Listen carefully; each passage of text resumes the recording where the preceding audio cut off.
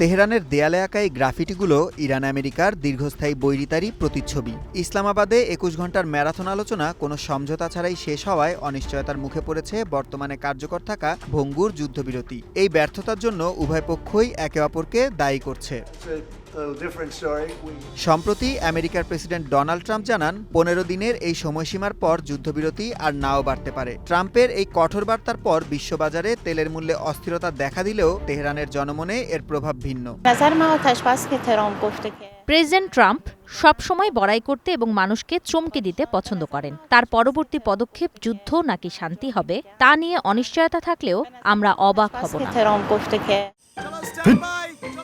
লাইফে কোনো কিছুর গ্যারান্টি নাই, তাই ইন্স্যুরেন্স করুন সিটি ব্যাংকে, কারণ ইন্স্যুরেন্স করলে সিটিতে সুরক্ষা পাবেন নিশ্চিন্তে। তরুণ প্রজন্মের ইরানিরা ট্রাম্পের এই অবস্থানকে নিছক একটি রাজনৈতিক চাল হিসেবেই বিবেচনা করছেন। তাদের মতে আলোচনার টেবিলের সুবিধা পেতেই ওয়াশিংটন এমন চাপ সৃষ্টির কৌশল নিয়েছে। ট্রাম্প যুদ্ধবিরতি না বাড়ানোর যে ঘোষণা দিয়েছেন, আমি মনে করি তা বরাবরের মতোই মিথ্যা। এটি মূলত তাদের রাজনৈতিক খেলারই অংশ। বিশ্লেষকরা বলছেন ৬ সপ্তাহে কয়েক হাজার প্রাণহানি এবং বিশ্ব অর্থনীতি টালমাটাল হওয়া সত্ত্বেও উভয় পক্ষই নিজ নিজ অবস্থানে অনড়। তেহরানের সাধারণ মানুষের কণ্ঠে ফুটে উঠেছে ট্রাম্প প্রশাসনের অস্থির আচরণের প্রতি অনাস্থা। প্রেসিডেন্ট ট্রাম্পকে আমি বলতে চাই, ইরানকে দমিয়ে রাখা সম্ভব নয়। যদি আলোচনা ব্যর্থ হয় তবে আমরা আগের চেয়েও কঠোর জবাব দিতে প্রস্তুত।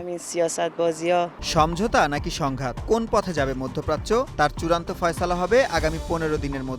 তবে তেহরানের সাধারণ নাগরিকরা মনে করছেন পাল্টা প্রতিরোধের মাধ্যমেই মোকাবেলা করতে হবে যে কোনো পরিস্থিতি।